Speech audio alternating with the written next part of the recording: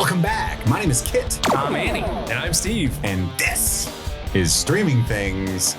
Andy's back. Yes. Andy. Hi, guys. Or Andy's here, I should say. Yeah, Andy's here. I never left. The production of this week is we are recording this episode before the episode that comes out on Monday. Mm-hmm. So for us, it's we're just sitting down with Andy for the first time in forever, and it's a big deal. It's so much fun. We're so happy. But for the listener, you've already listened to Monday's episode. He's like, Andy's back from Monday. He done been here. Why y'all He's so wearing the same excited? shirt. He's a real piece of shit. Yeah, I'm rocking my Monty Python. I don't know if you can see it, but it's awesome. Riding the horses. Yeah. Galloping. Braves are rubbing. It's only a model. So today we're discussing the Book of Eli, the landmark film from 2010. This is a Patreon requested movie from Sun Loving Mortal. Dear supporter of the show, has mandated that we discuss this movie. And you know the drill, baby. We're going to talk about our overall thoughts on the movie, our history with the movie, what it was like watching it this time. Might have been our first time. You don't know. You're about to find out. And then we'll do a play-by-play, scene-by-scene recap of the movie, just chock full of shenanigans, Streaming Things style.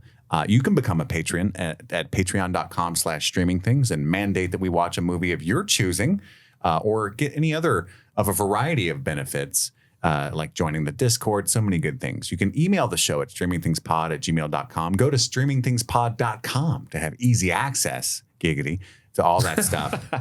And you can just rate and review the show wherever you're listening right now. And that in and of itself is a huge way to support the show. Give us a 5-star review and tell other people to listen, to put us in their ear holes. Light them beacons. Streaming Things calls for aid, and y'all must answer. That's true. Right? That's true. That's a good way to put it, Steve. That's a good way to put it. Mm-hmm. So, just picturing Viggo Mortensen like, oh my God. I was just thinking about Lord of the Rings yesterday. It's time for a rewatch. I think about LLTR every day. Every day, all day, every day. Tell me, where are my DVDs? For I much desire to watch them again. I was watching Ahsoka the other day. I text Steve and he had a good chuckle about it. Because one of my many confused thoughts, because I don't watch, I never watched Rebels or anything, was, is that Graham McTavish? And then I realized, no, that's Ray Stevenson, who's in the Book of Eli. He is. And also sadly passed away last May, very recently. Very recently. The end of May. So RIP to Ray Stevenson, who is not Graham McTavish. No. But coolest name. We can all agree Graham McTavish would have crushed, what's his name, Balin? But yeah, Balin Skull. He would have crushed Balin, right? That character. But Ray Stevenson's crushing that role as well. Like, it's such a shame because I feel like he's finally, because Ray Stevenson's always been one of those actors that's like skirting on the sidelines of just blowing up as an actor. Yeah. Like, he's been in a lot of things, but he's never quite blown up in the way he should. And I feel like he's gotten such a good reaction from his role in Ahsoka that I feel like that would have been the one that catapulted him to where he needed to be. And sadly, he passed away right before it even premiered. Yeah, before it even premiered, yeah. And he was only at 59 or something. Yeah, he wasn't that old. Very, very sad. Very, very sad. He was in RRR. He was the governor bad guy in RRR. He's great. I still have never seen that. I need to. Oh, you'd love it, Andy. It's fantastic. He was one of Thor's buddies in the Thor movies. The one with the beard and the axe. Oh, okay. That narrows it down. Yeah. Behold my stuff. My stuff. So I'm curious. I know Andy has seen the Book of Eli before because I talked to him on the phone the other day, but it's been a long time. I have. I saw it around the time it came out. That was likely your second watch. Maybe yesterday, maybe. This morning actually. Mm-hmm. I squeezed it in right before I came over here. So it had been a hot minute. I remembered the general conceit and I remembered the twist. I did not really remember anything else. I forgot how sweet some of the action is. It's fucking dope. Mm-hmm. And I forgot how silly it is. I also forgot how crazy good the cast is and also crazy bad simultaneously. It's hysterical and I can't wait to talk about it. Oh, yeah. There's some really winners in there. Some really big winners. I won't spoil. We are going to spoil Book of Eli from here on out. So if you have not seen the movie, there's a big twist. Turn this episode off. There's going to be no non-spoiler bumper or anything like that. Yeah. Steve, had you seen the Book of Eli before? And what was it like watching this time? So I have not seen the Book of Eli before. I thought Still it was haven't. Don't know why. Still haven't. Bye. No, I had not seen it before. I knew the general conceit of it. Like I knew like he's carrying a Bible around a post-apocalyptic wasteland. I didn't know the twist at the end. It's basically Book of Mormon. Hello, my name is Denzel Washington. And I would like to share About this most amazing book. What if it was like Dune or something? And he's like, I gotta protect it. You know the power that book has? You like read like him reading the Bible is like the effect of the voice in Dune. It's one of the like uncanonized Star Wars novels or something. He's like, Oh, you mean the physical? What physical? If it was a physical book, like if he's like, I've got the first part of the Thrawn trilogy from the '90s, it's like, but protect it with your life. I'm saying that's what Denzel's carrying. I thought you meant like, what if they were protecting a book in Dune? No. Harry Potter and the Goblet of Fire. Yeah, just like in the middle. Yeah. You know the power that has. Those have all been burned. Cedric Diggory. This is the one where it really turns into adult novels. Some say it's why the war started. No, I was thinking the same thing as him, that you were talking about, like, what if he was in the Dune universe carrying around the Bible? And I'm like, what the fuck are we doing here? No. I'm trying to say different books that he could have been carrying. Your concept is way funnier. Like it's just the Da Vinci Code, you know? I have the secret.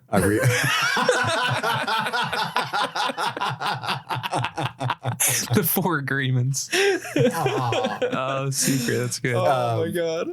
What is it? 7 ways to influence people or some shit? Make money. Yeah. No, how to make friends and influence people. Yeah, It's yeah. Dale Carnegie. Yeah. Yeah. Anyway.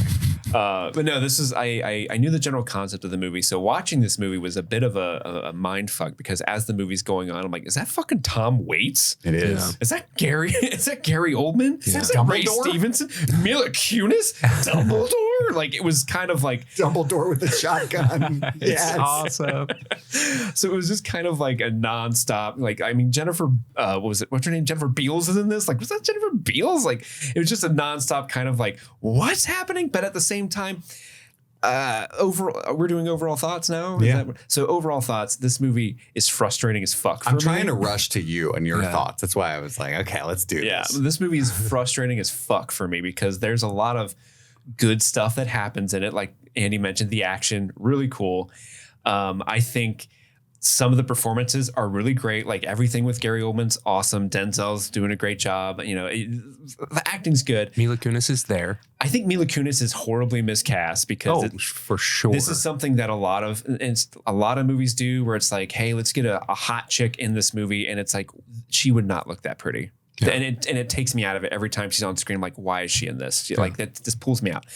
But also there's a lot of like, obviously it's about a man carrying the Bible. It's a movie about faith. I don't think it's about Christianity per se, but it's about faith for sure.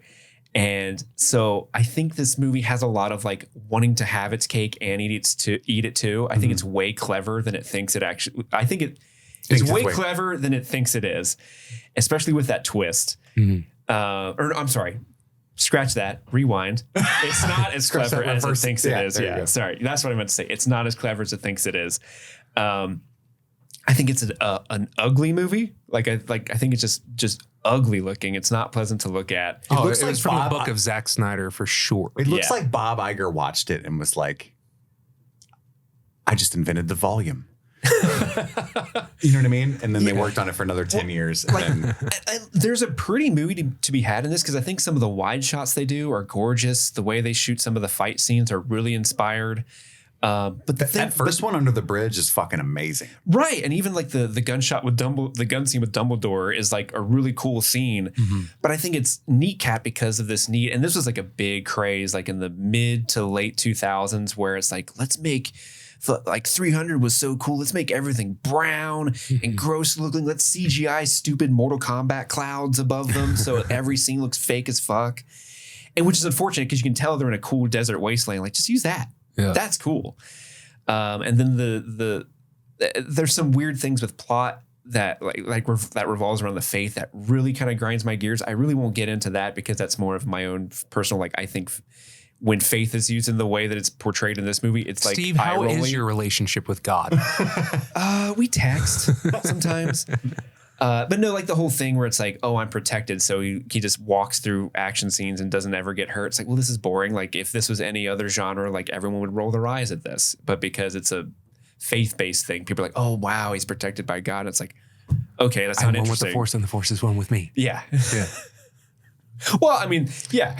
Any other Also genre? Gary Whitta. Holy Also shit. Gary Whitta. Yeah, Gary Whitta also wrote Rogue One. He wrote this as well. He did the same thing twice, that son of a bitch. I see what he did there. But we'll get into those things later. I just want to say, and this is my last point of my overall thoughts. If you wanted, and this is maybe my biggest gripe with the movie, if you wanted a movie about a guy who's blind and is just protecting a book, why don't you cast LeVar Burton? Butterfly in the sky. Can you imagine LeVar Burton protecting this book? He played Geordie LaForge, a famous blind man on Star Trek, reading Rainbow Host. It makes sense. But you don't have to take my word for it. There you go. Have you ever listened to the LeVar Burton Reads podcast? You love it. It's so good. Have I talked about it on here before? I probably have. It's awesome. You This is should back check in it your out. Canopy days. Yeah. I'm still in my canopy. Oh, days, yeah, man. that era. I'm in my prime. Active Canopy era. Andy's Canopy era. I agree that like some of the like faith-based stuff kind of detracts a little bit from the what is otherwise a pretty sweet action movie. You throw a little too much God in there, and then it becomes less about like a man's struggles in the post-apocalypse and more about like somebody with the cheat code just walking around that better than everybody, and he'll just reload his save if things don't go the way he wants. I also a little bit am like, I feel like the twist kind of detracts some from like what otherwise could have been a pretty amazing story. You take this disabled character and it's a twist that he's disabled, and like that's a little icky. Also, I don't think the twist is really earned personally. Like I know there's a lot of like, oh, he's fumbling around in this scene, and that's a hint that he's blind in the movie. But then in other movies, he's like not a blind person. There's just no way you can look at that performance and say a blind person would perform that way in this context. It's so when it was like, yeah, he's blind, I'm like, I figured you were going for that twist, but I don't feel like you did a good job getting there. I feel like they laid the seeds like really well in like the first like 15, 20 minutes. Yeah. And then, so when you go back and watch it again, knowing the twist, it's like, oh, I see what you did there. He bumped into that and, he's smelling things. But like for the middle up till the end, he's just acting like not just a fully able-bodied person, but like an ultra able-bodied person that just doesn't miss. It's John Wick. The only time where the blindness, I mean, and this is with a huge grain of salt, there's a few, right? There's many instances where he would be a very impressive blind person. But the only time where it's like magic is in the shootout, like the OK Corral scene where he's like shooting people off the roofs and stuff. Oh, yeah. How? Yeah. Right. So, he heard him, right? Other than that, and I Smelled him. This is like my, I don't know, 7th or 8th time watching this movie. Really? I love this movie. Yeah. So I'm really happy. And Steve, I invite you to go hard. I know you said you don't want to go into like certain of the faith thing. I think you should. I was texting Chris all week. Like because I watched this movie on Wednesday. I watched it kind of a couple days ago. Pretty early. But I was texting him all week. Like, I'm so worried about this episode. Well, you just texted me, I'm so scared. And I thought, I no. was. Yeah. What happened? Steve's in trouble. Somebody hacked our YouTube. Like, we're toast, or something. And he's like, I'm so worried I'm going to offend people about this movie. I'm like, I think that's all it is. Jesus Christ. Don't worry, bro. I got you. I love Book of Eli. We're just going to get canceled. Don't worry about that, man. Oh, my goodness. I love Book of Eli. It's at least the 8th time I've watched this. So I agree with you on most points. The movie, by and large, is pretty ugly. It's got that. And they didn't know quite what they were doing yet. Yeah, it's definitely of its time. At the same time, it's the apocalypse, right? If you ever watched like The Road, Like there are ways that are better to photograph this kind of world that don't look just hideous from a photography perspective. It's just a gross world photographed well, if that makes sense. There's a difference between the two. And I agree with you. It's more the former in this case. But it doesn't bother me a whole lot. Mila Kunis is miscast for sure, especially at the end when they try to give you that triumphant. I know. Like she's going, like she's cosplaying as Eli, going, and you're like, you're gonna die. Yeah. He taught you zero You things. went on a Nothing. road trip and he died. He taught you zero things about how to survive.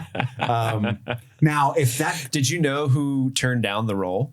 I would have cast like Saoirse Ronan. I think would have made this movie like a masterpiece. She would have But been like the fucking 6. The woman who was offered the role but turned True. it down. Saoirse Ronan now.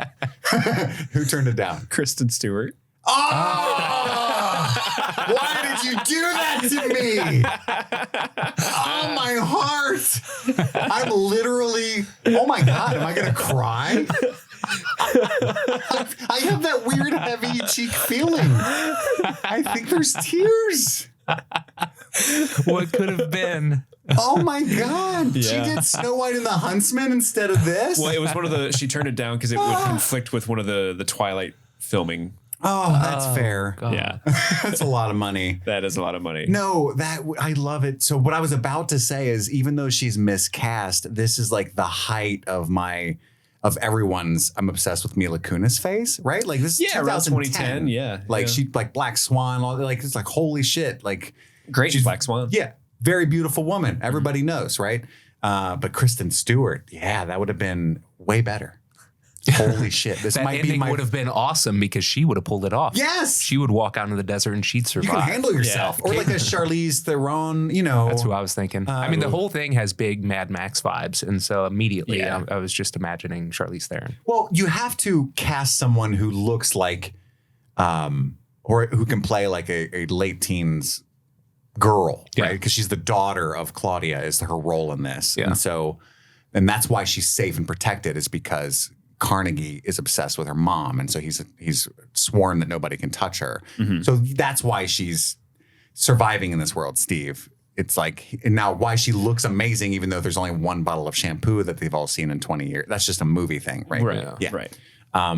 So I grant you all of that, but I do think the movie is just as clever as it thinks it is, because I think there's a lot here. It reminds me, there is some camp, there's some schlock to it, but I don't think that takes away. I think that adds to it. I think that's Oh no, the camp and schlock give me. give me life. I love that. I think he's a superhero.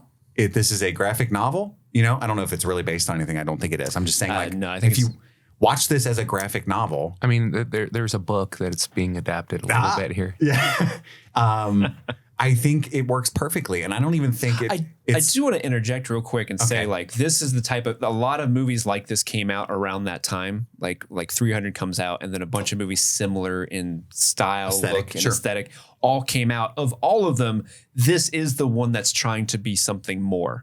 Mm-hmm. And I think that's something that I don't want to leave on the table and not give its flowers for that. It's trying to be something more impactful and intentional and more important than just a shooty post-apocalyptic movie that has Malcolm McDowell in it at the end. There's like 100 of those. All right. random. Yeah, And his name's Lombardi. Did Yeah. did Is you that his guys name? have the subtitles on? Yeah, it's Lombardi. just Lombardi. That's his name. I have a huge fascination with post-apocalyptic stories. Like I've been a lifelong Mad Max fan. Love even like the sad ones like The Road. I love that genre. I really do. And this is, I think, one of the most entertaining of that genre. I think as an agnostic, who I think is a little more comfortable with faith than either of you, I think because of my 12-step stuff, that's just a shot in the dark. I'm just wondering if that's the case. I got a lot more comfortable with it around the time Mom died. Sure. So I used to be like hardcore atheist and very much not so anymore. But I appreciate the concept of the movie. Like in some regards, it's really silly. Like this dude taking a book around the world and like, oh really, it's the only copy, and that you happen to wander into town where the one guy that really wants it is there looking for you.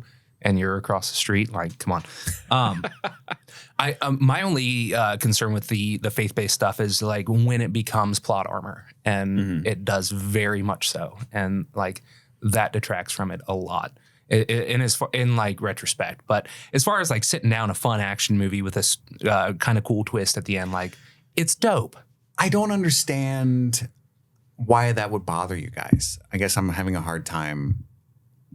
Like, I don't even see it as plot armor. That is his, like, if you grant, like, again, I'm not a Christian, but I am more comfortable with faith, right? So you have to grant that in this universe, Christianity is correct, right? Putting all that aside, like, I don't understand how it's a bothersome plot armor for you guys. It would be like, hold on, it would be like Wolverine has the healing factor, right? Like, it just kind of bothers me that like when you shoot him in the head, the bullet just pops out and his skin heals.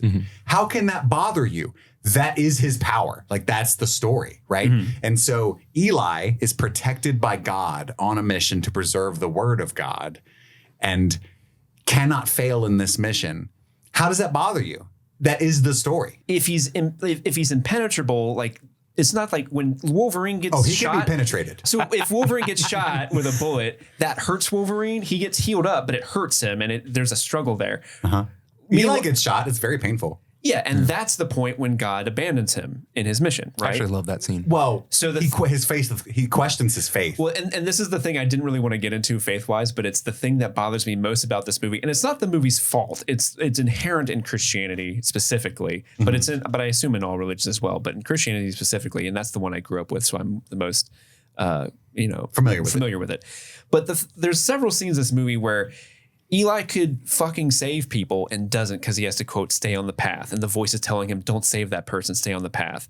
When he can just wreck motherfuckers with no problem. Oh, when he lets the people get raped and murdered. He lets people get raped and murdered. And it was like, well, that sucks. The scene prior to that, he just murks 8 dudes.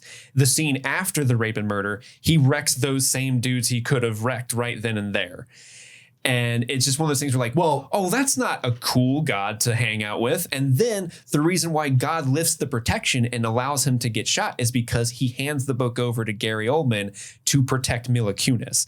And so that is like, you went back on the deal. You gave the book up. Is that what we're supposed to take from that? No, I don't think so. I think was so. like, because the whole time he's not letting him get shot. He's saving him the entire time. And the moment he gives up the book, contract null and void. Now you can get shot and hurt. I wholeheartedly disagree. That's the moment that he gets hurt is then. He survives. He does die, right? He does die. After he transcribes the book that he memorized.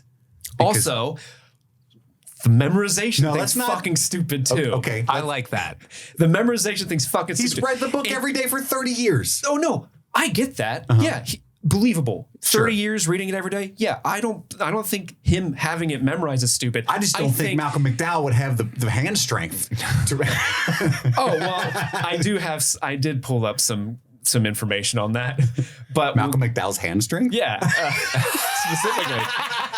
No, surprisingly firm grip. The whole plot is like, okay, you've got to walk for 30 years so that you have the time to memorize this so that you can tell Malcolm McDowell the book and he can transcribe it. Lombardi, yes. I'm just going to call him Malcolm McDowell. Or, now follow me on this, or you just walk that fucking book over to Malcolm McDowell and have him transcribe it. That way, no one has to die. This whole town doesn't get shot up. All these people aren't killed. And Denzel doesn't waste his whole fucking life doing this. You just, I got to go to Lombardi. Let me walk over across. Because it doesn't take 30 years to walk across the U.S. I think it would take a long time. No, people walk across the U.S. all the time. It takes like a couple months. It doesn't take 30 fucking years. I just feel like if this wasn't a faith-based thing, if this was a Marvel movie, like you said, this was Wolverine, and that was the thing, like, I walked for 30 years because this voice told me to, people would be like making so much fun of it because it doesn't make any sense. But because it's just like, it's part of quote unquote God's plan, it's like, see how great God is? See, again, I think you're taking the reason the movie exists out of the equation and saying it doesn't work without it. And I'm going, well, yeah, right? For instance, You can do what you're doing to any movie, right? Because you're just unwilling to suspend your disbelief, right? Like that's what William James said, the willing suspension of disbelief is necessary for all stories, right? Like if I wanted to look at Star Wars, and there's so many things that I constantly make fun of, but if I wanted to specifically say, the Force doesn't make any sense. It's such a plot hole that he can just sense a bullet and it is. Yeah. Like Obi-Wan just fucking disappears into a pile of clothes. It makes no sense, right? Like what? It's really frustrating because that would have been a cool fight. But like if I say that if you take that out, like take the Force out and it would be a good movie, right? Or if you take the Force out, we would all be making fun of it. You'd probably say, "What's the whole fucking point? Is that the Force is real in this universe." You know what I mean? Like, you see what I'm trying to say? Yeah. You can't take the Force out. But I also feel like I'm allowed to make fun of the Force as a concept, right? But it's somewhat like not allowed for me to make fun of the voice of God. I disagree. I think you can, my friend. Okay. So I'm way in the middle on this between you two guys, because I do think that there's a better movie where he's not the plot armored God's chosen one, that he is just he's just a blind man bumping into stuff. It's a survival story about a man of faith trying to take walking around this room for 30 years trying to find the door. Shit. No, I do think that there's a better movie where it is a survival story about a blind man in the post-apocalypse who also happens to be a man of faith that has the Bible, and he's trying to take it to a safe place because he has the last copy of it. I think that there is a better movie there. And there's one starring Kristen Stewart. Exactly. I'm with you, my friend. And there's very small changes and a few lines of dialogue that you remove, and you're closer to that movie. We just don't need the scene where the dude is, they're high noon, dude shooting at him, just missing. We don't need that scene. We take that out, and we take out the scenes or the dialogue where they say, "We just can't hit him. The bullets miss him." You take those out, and you are 10 steps closer to that movie. Now you recast it with Kristen Stewart, and we have something special. Now we're on. I agree with you that scene is a weak point because it comes out of nowhere. And without that scene, Steve would have less of a problem with him leaving the couple to get murdered and raped in the road, because then it's like, well, he would have died if he tried to help them, you know? Yeah. Which could still be the case. That's the way I like to believe that he would have died if he would have helped them, because they had guns and stuff. Yeah, when I was watching the movie in real time, that's what I thought. Like, oh, he would get killed. Sad. He's gonna die. But then they kept introducing these things like, oh, he's bulletproof because he's protected by divine influences and all this stuff. And it's like, well, then what? Why wouldn't he? He's only protected on the path. You know what I mean? He can't just like start a business and it's going to succeed. Only on his trek to drop this book off. But the people being raped and murdered Eli's are in barbecue. his path. No, it's slightly off.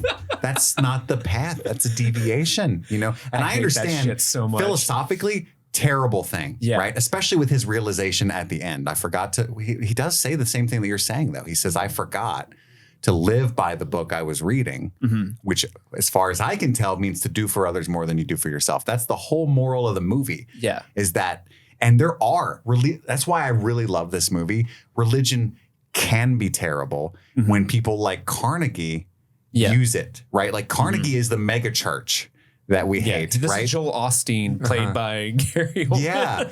And that's what I think the movie does a good job of. Like, his name is literally Carnegie, a name synonymous with industry, greed, and capitalism. And he knows the power of the book that he wants to use for evil, right? And that is a historical fact, that religion can be the opiate of the masses, used to control people. And that's what he wants it for.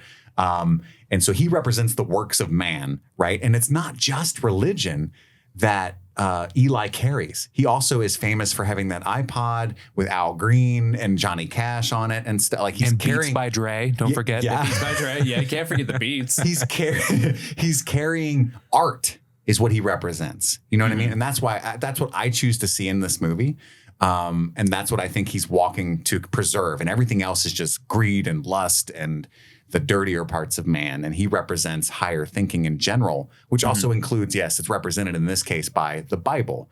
But when he gets to Lombardy, he talks about Mozart and Shakespeare and all kinds of stuff that he's preserving. And the Bible's just one thing that he thinks is important. So that's why I like the movie. Also, the action is great. Here we have the Marshall Mathers LP by right next to that, the Bible. That's right. That's right, baby. Doggy Style by the Snoop DLG. Fuck yeah. You know what I mean? Are you familiar with the 1998 film Spice World? Let me I want to see that movie where it's Denzel just murking fools trying to protect Spice World on VHS. Do you have? Let me see your copy of Doggy Style. It's up here. Lottie Dottie, we likes to party. And Malcolm McDowell's like, hold on, I can't write that fast. We don't cause no trouble. We don't bother nobody. Ah, brilliant. I can't say the rest of it. So yeah, that's what I see in it. And I don't read a couple of the scenes that you hate that way at all. I wholeheartedly, vehemently disagree that the book itself in physical possession is a dome of protection around him. Oh, I don't think it's the book itself. It's the fact that he's given up the book and the, But he didn't. The whole point contract is the book is in his head. He is the book. He is the book. So Sure, he can't give yeah. up himself. And I like the title, the Book of Eli, meaning like a chapter of the Bible, like the Book of Matthew, the Book Yeah. of Luke, the Book of John, It's but a fun also the book, the physical book. It's a double entendre. I'm a simple man with puns. I wish Malcolm McDowell like added one, like when he wrote, like transcribed the entire Bible, he added one that like the Book of Eli. This dude was super cool. Lottie Dottie. It did say Alcatraz Press on it. That was nice. Did you see that? Yeah, I like that. But let's get in. There's lots of times to talk about these individual scenes. This is the biggest debate we've ever had on a movie about 2010's The Book of Eli. I know. And I love it. This is exciting. I love it. This is exciting. Directed by the Hughes brothers, as you guys pointed out, written by Gary Whitta, who wrote most famously probably Rogue One. And these directors have done like Menace to Society, From Hell. Oh yeah, From Hell. Dead Presidents. You remember that movie? Mm-hmm. In the Did From 90s? Hell, like the Johnny Depp movie? Yeah. That's cool. Yeah. So lots of good stuff there. Had a budget of $80 million. Shit. Made $156 million at the box office, so probably didn't make its money back. But Yeah, probably did not. 'Cause Not a you- huge hit. because usually you take the budget and you multiply it, you double it, and that includes advertising. Well, and they only get half of those ticket sales because the other half goes to theater. I think they get more than half. It's But around there. But the theaters do get their cut. Yeah. But the movie opens with a dead body with a gun in the ash of nuclear winter, right? There's a fucking hairless cat, terrifying. And you get to see the dead body's little toe beans and it's panning across. And there's a guy in a gas mask using a bow and arrow with his feet, which is an interesting tactic. And Gotta boy, get that stretch. He's just super stationary, man. so not to scare the cat. Yeah, you've just been sitting like that for fucking hours. You know what I mean? Oh, You can't dang. hold a bow like that. Can you imagine the core strength and the calluses on your fingers just to be able to do that? I think he had gloves. Oh, that's true. But still, yeah. it's For hard. hours? Yeah. And boy is hungry. He's trying to eat that cat. Small point that I want to make real quick. This is the one and only time that we get the gas mask throughout the entire thing, and I want to know where this is and why don't we get more of the Fallout area that we can't go to, and like we're gonna run and hide in here and stuff, and like there's some missed agree. opportunities there. I think on this rewatch, the way that I took it is that this is many years before the rest of the movie. Oh, really? So like, I have no idea, no context for that. It's just the way I'm seeing it this time because I had that same thought. It's like, because I've seen it so many times. When I saw this scene, I was like, they definitely don't wear gas masks. Well, no, he offers Tom Waits cat oil. Yeah. So like it has to be, unless That's he's just true. been And also murking cats for 30 I years. kill a lot of cats. It's my thing. Even before the apocalypse, I just Hate them. something Not a fan. something I enjoy. Here, kitty. Sorry. Anyway. Yeah, that's true. He does have specifically cat oil with the engineer later And also on. he used his KFC wet wipes to whore bath himself in the scene prior, and then offers Tom Waits some KFC wet wipes. And, True. and Tom Waits like, oh, hell yeah. I love these. I fucking love Finger these. licking good. You got any gravy? So maybe it's just a more hot zone or something. Yeah, totally. Then there's It's a good way to introduce the fact that you're in a post-apocalypse, you know? yeah, we never really hear much about what caused the war other than probably the Bible and the burning of the Bible. It was some kind of religious war. And you Yeah. see bomb holes. It's Yeah. I feel like they Landscape. imply like a nuclear war. B-holes, and then we call them. At one point, the nuclear war like opened up the ozone layer because he talks about the sun, The hole in the sky. the hole yeah. in the sky, burning everything. Yeah, And I think that's clever writing as to why he's blind and why and why everybody wears those glasses. Why they wouldn't be weirded out that he's wearing them so much, because the sun is so bright. There's no ozone, and everybody goes blind if they don't wear those. yeah, because he mentions to Jennifer Beals' character at one point, like, were you blind before or after the flash? He was born this way. Yeah. Was it? Baby, I I was do born know it was. this way. I do know it was us that scorched the skies, and then she was like, "Did you just steal that from the Matrix?" And he was like, "What if I told you?" And she just left. It was a weird scene. Should have cut that I out. was watching The Matrix when the bombs fell. He busts into a house, and this is what Andy was alluding to. There are a lot of real, I think, clever hints to the fact that he's blind. If you're rewatching it, like the way that he touches the plates when he comes in, He bumps into a table. he bumps the table with his left thigh and then proceeds to go around it. He checks the tap water. The way that he does it is operating under the assumption that he can't see. If you rewatch it, everything in that scene he's definitely blind, right? And then when he opens the closet, there's a body hanging in there, and you can tell that he doesn't react until he smells it.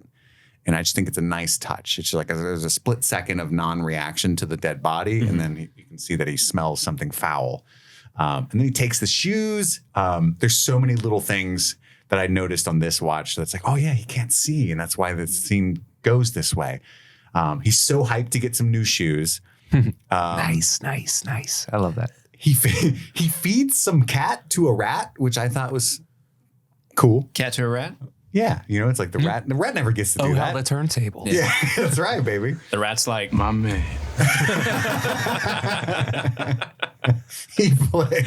He plays some Al Green. The rat's like, butterfly in the sky. Butterfly in the sky.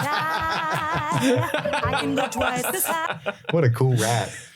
Apparently, according to Denzel, they didn't know what song he was supposed to be listening to. So he's not listening to Al Green's song. He's listening to Incubus. Oh, like he played in real time that time? So if according to him, like his son picked Incubus, and so if you watch that scene, Hey, Mega! he's like bobbing his head offbeat because he's not listening to that song that's actually playing. Which Incubus song? It's got to be Drive, right? It does not say. The They got a lot of bangers. trivia I found did not say which Incubus song it was. That's neat, though. Yeah, but he starts to care for his weapons, sharpen his machete, oil and check his guns and stuff while he's listening to the iPod there. That's an old iPod, right? One of the original ones. Oh, yeah. Takes that KFC whore bath. He does take, it's called a hoe bath. I think whore bath is kind of derogatory. Oh, is it? Sorry. Yeah. Hoe bath. Forgive me. He does. He wipes his body with moist towelettes. And I love when he's like, well, time to get the balls. I appreciated they included that scene in there. yeah, he's got burns all over his body. It's interesting. He's been through some shit. And then he opens the book, and obviously he's reading it with his eyes closed. It's a pretty dead giveaway on your second watch because he's got his eyes completely closed, and he's like one of those annoying people that moves his lip while he reads. Yes. And then he went, and then let there be light, or whatever it says. I've never read it. And then Call me Ishmael. and we get the sunrise. His iPod's dead. And this is one thing I thought was really neat. It says low battery on the screen very clearly, or like no battery, but he keeps pressing the buttons because he's blind and he can't see that it says no battery. And I was like, oh, nice touch. Need my tunes. And he gets back to trekking. Steve, what would be on your iPod in the apocalypse? Probably like a lot of Queen. Yeah. So I can so it's me on the desert road, like, don't stop me now. That would be very anachronistic. Flamboyant wastelander out there. Another one bites the dust. You're just literally snapping and dancing your way down the street. It's like when people take the High School Musical videos and they take the music out, so it's just like it's making those noises. Yeah, when they see you, you'd be like the Star Lord of this post-apocalyptic universe. exactly. So he's an idiot. Yeah, exactly. What about you, Andy? Oh, man. What's on your mixtape? It's on my mixtape. The Beatles, for sure. If there was my desert island band, that's what I'm going to have to listen to for the rest of the apocalypse. Mine's going to be an audiobook of Bear Grylls' How to Survive the Apocalypse. That's what I'm putting on mine. Oh, we can put audiobooks on our iPod. That's definitely what mine's going to be. iPod. I'm going to be the one that survives. Okay. So there's a sunrise. It's back to trekking. We get that Fury Road scene where Tom Hardy's like, that's bait. Because he immediately susses out that this lady asking for help is bait. And he smells them, right? Mm-hmm. Hannibal Lecter over here. What does that say about our hygiene? He's very upset about that. Very offended. The only good thing about no soap is you could smell hijackers a mile off. Yo, stinky bitches. Scrubby balls. Yeah. Your lady stinks too. I ain't gonna lie. Does she live under that shopping cart? They all come out crying and shit. Hey, I like my lady. He found the one thing we're sensitive about. Not even our teeth. We don't care about that. Nah, fuck those. He brushed his teeth a little bit in the last scene too, kind of. But yeah, so they're unfazed by his guns because they're like, it ain't loaded, is it? They never are. Never are. Bullets are very scarce in this zone too, I'm gathering, right? Until certain scenes, but we'll get to those. Well, it would make sense that the dude in power who runs the town would have. Yeah, the he's stockpile. literally looted the surrounding 1,000 miles. Yeah, it's the way I take it. Yeah. And then George and he also just has like a rail gun and an RPG, and apparently Denzel Washington has like 1 million bullets too. Yeah. So like they're rare, but like they're those not are God's bad, bullets. Right? Yeah, I don't understand what's so hard. He doesn't have to. Those are holy bullets. That's the ooze master. You never have to reload God's pistol. I love this scene so much. The choreography of the way Eli steps whips into the out shadows. his machete, and just in general, and every time he does it, the way that it's hanging below his, like upside down behind his right arm, and he reaches up behind himself, and he's so fast with it. I love it so much. But yeah, the way he steps into the shadows, because he's blind, he's always in the shadows. Home field advantage. So he wants them to not be able to see. You merely adopted the dark. Yeah, he's the Bane. Yes. I have a big knife, and I love Al Green. I washed my balls. You put with your a hands on me Most again, you won't get it back. And Denzel Washington's so amazing. Just the fact that line delivered him like, you touch me again, you ain't getting that hand back. And then just the real quick, so fast. And I love how the guy whose hand gets cut off, like almost doesn't know how to react. Yeah. It's that fast. He's like, what'd you do that for? What'd you do that for? And then what does he say? He says Kiss something. him. Kiss him. Oh, he's going through shock. He's in shock. It's so well played. Yeah. And then there's a bunch of stabby stab under the bridge. So fucking great. One guy has a fucking. Kong ain't got shit on me. That's right. Do you have any Malcolm X quotes in there you're going to drop down? Oh, maybe. That would be ballsy.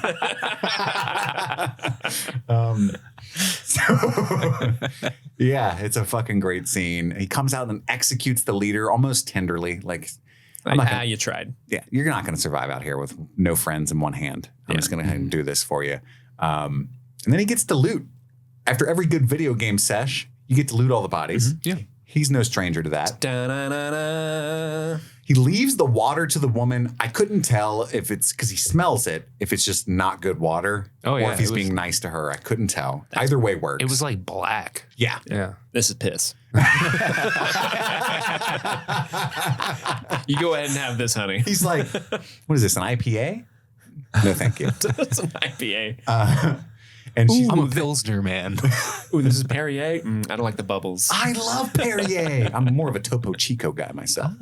But yeah, and then she's like, can I come? And he's like, no, definitely not. No, you live under that You shopping stank. cart. You stank. I don't have enough moist towelettes for you to join me. I just love that woman because she pops up later on in the movie and she's in the same fucking. She just stays right there, and some more looters show up, and they're like, "You stay there, and you'll be the bait." I think she's in a different place. I think, right? Like, Yeah, it's a she's- different location, it's a but different place, it's okay. the same. It's the same shtick where she's like, "Oh no, I'm trapped. My shopping cart fell on my leg." That's how she survives. Yeah, she finds a new group. I'll be the bait for you, group. Look, here's what I do. I give everybody in the group handy J's every day, J's. and I will do the bait thing. I'm bringing a lot to the table. That's what I do. Handy J's in the bait thing. All I ask for is 10% of the take. That's all I ask for. It. And let me have my piss water. Also, another caveat: no one touches my shopping cart. That's true. That's the key to that's the whole razzle dazzle I bring. All right, is the shopping cart. I took this from a Piggly Wiggly 6,000 miles east. It's my best friend. One of these wheels locked up right outside of the parking lot. It's terrible. It's this new security feature. It sucks, but it's still mine. It's all I got. He scouts. He scouts a motorcycle gang. He's up on the top. This is the scene that Steve was very upset about God's plan. They just kill the man, and it's Cheddar Bob, I'm pretty sure, kills the man. I think, sexually assault the woman. He's up there just mumbling, "Stay on the path, stay on the path." I did get a chuckle, not before the sexual assault happens, but they shoot the dude and they 80 yards some dude in the distance and go, "Great shot!" Yeah. Yeah, That dude's enthusiasm's like, okay. I'm almost positive that main character of that little band, I forgot his name, is Cheddar Bob from 8 Mile. Do you guys ever watch 8 Mile? The guy that shoots himself in the leg, the goofy friend absolutely. of Eminem's. Yeah, that's Cheddar Bob, I'm pretty sure, which makes it extra funny for me. Because at first I thought it was Flea. Yeah, it is Cheddar Bob. Nice. The actor is Evan Jones. Cheddar Bob on Apocalypse Bob. He's come a long way. He's going places. And then Eli pauses at a crossroads, which is very biblical, very intentional, right? Am I going to keep going down this path, or am I going to whore and gamble? Whore and gamble it is. Yeah, he turns right. I need to listen to my tunes. But it also works because he's blind and he has to like wait to get a sense of direction. I think it works. He comes to a town. Go whore and gamble. He meets Tom Waits, king of whoring and Oh gambling. my gosh, this was the first time I was like, blew my mind. Fucking Tom Waits is in this? And this is before everybody was hip to Tom Waits being in their stuff. You know, it's 2010. I mean, it's post Mystery Men. True. So Mystery Men started the trend, I That's guess. facts. That's true. Everything's post Mystery Man in my mind. I love the interaction with Tom Waits though. He's like, you gotta pay for it. You got any coin? No, you got any toys? Yeah. He's like, no, wait. He says, I don't play. I don't play. It's such a good. Well, before that, he like takes his shotgun from him and then gives it back, and he's like, "Take your finger off the trigger now." All that stuff is great. Okay, chapstick. Again, Denzel Washington's performance is so good because he's like, I don't have. Oh, got your gun, buddy. I'm gonna give it back to you real cool, okay? Yeah. Like, just Relax. Just love it. I just want you to know I could fuck you if I wanted to, If I wanted to, I could splatter the walls with you, right? or splatter you. I don't play. Whatever I wanted to do. I don't play. You could be splattered. But I do have moist tellets. Yeah, so they make a trade essentially for him to like charge his like. It's like a little generator to get charged or Yeah, it's a something. little battery pack. I've got a Like what USB-C. you have? Yeah, I got a little battery pack for my phone. Yeah. Get a lightning cable. No, I don't even need the cables. I can just juice it. Whatever he says. He's like an IT guy, but he's the engineer. Yeah. Right? So This is the first time in the movie too that they kind of introduced the concept of like, let me see your hands. that there's some kind of sickness or plague. Yeah. Yeah. And that makes them cannibals as well. No, well, the it's- cannibals, the people that eat people, their hands shake because Yeah. there's too much iron or whatever. Scientifically, it makes sense. Yeah, it's Kuru disease. Kuru? Oh, it's a real thing. Yeah, it's a form of, I'm going to butcher this. It's a form of Creutzfeldt-Jakob disease caused by eating human brains or spinal columns. Interesting. The first symptom is shaking limbs. Interesting. It's real.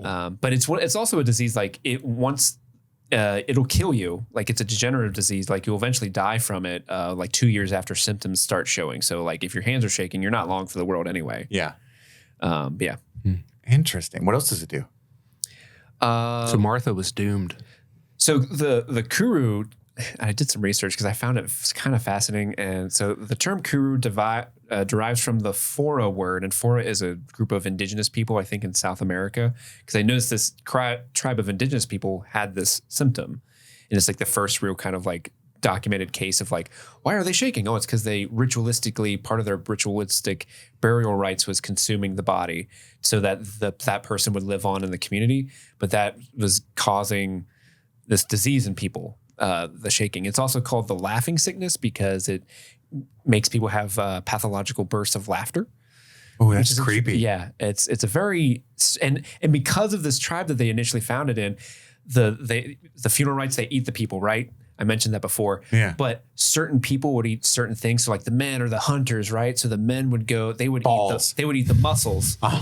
They would eat balls. Yeah. So they would eat, my brain went to the balls. I'm like, who I eats want the ball. Who eats the balls? probably, but I they want would, the balls. they would eat more Billy. muscular tissue, whereas women and children would eat more of the brain and spinal column. So it was much more prevalent in the women and children of the tribe, and they didn't know why, and it's because of this disease. You could be a cannibal and just not eat the brain or the spinal column and be fine. Apparently, Good yeah. to know. Because it's How about the butt cheeks? Something to do with If one were to eat ass, I'm not saying that's me. oh, you'd be good. Okay. You'd be good, baby. You know, it's something to do with Some glute steak. prion. Is that what it's called? Is that the word? Prions? Mm. It's a type of I know I'm dumb, but it's prions, and prions is something that is a part of like mad cow disease. And, but the prions come from that tissue. Interesting. Yeah. Did not know this was a real world thing. That's cool. You got any prions? No. All right. I don't play. I got prawns. Yeah, but their whole interaction is great. He's got to wait a couple hours. He's like, go to the bar. The Orpheum's about to open up. And he's like, no, I'm going to stay right here. You don't trust me, do you? I'm going to wait here. No, he does not trust you, right? Good writing. And I need my iPod for sure. He doesn't he give him some KFC wet wipes and a lighter? He does. He gives him That's the trade? the lighter he took from the loot, and the KFC wet wipes is enough money to charge his charging pad. And then the bikers from earlier show up. It's the road crew, right? And they show up to the Orpheum, and he decides It's Cheddar Bob. he does want some. So to your point, though, Steve, I think he's been thirsty. He's been looking for water throughout this entire movie. Mm-hmm. But I also think he wants to kill the people that raped that woman and killed that dude, because he knows that's them, because he hears the bikes. And all of a sudden, he's like, do they have water over there? And I think he's upset. He's willing to go enact looking for some vengeance. smoke. He's looking for some vengeance. He wants to cause trouble. He does. He's the guy who's like, oh, am I the drama? I didn't mean to poke your cat. It's Taylor Swift, right? It's me. Hi. I'm the problem. It's me. This episode is brought to you by BetterHelp. It can be tough out there as we try to navigate the many twists and turns that life throws our way. Not every problem we face has an obvious or easy solution, but talking through these issues can always bring major benefits. So whether you're dealing with a career change, relationship help, or just getting used to your new normal, therapy helps you stay connected to what you really want while you navigate life, so you can move forward with confidence and excitement. I myself have benefited from therapy. I have benefited from BetterHelp. I was struggling to find myself and figure out who I was post-divorce. BetterHelp matched me with an amazing therapist who taught me all about codependency, what it was, and ways I can combat it and realize my whole true self. So if it sounds like therapy is the right move for you, then give BetterHelp a try. It's online, convenient, flexible, and can work with your schedule. Filling out a brief questionnaire is all it takes to get matched with a licensed therapist, and you can switch therapists at any time. To start your own therapy journey, visit betterhelp.com/streamingthings today to get 10% off your first month. That's BetterHelp, HELP.com/streamingthings.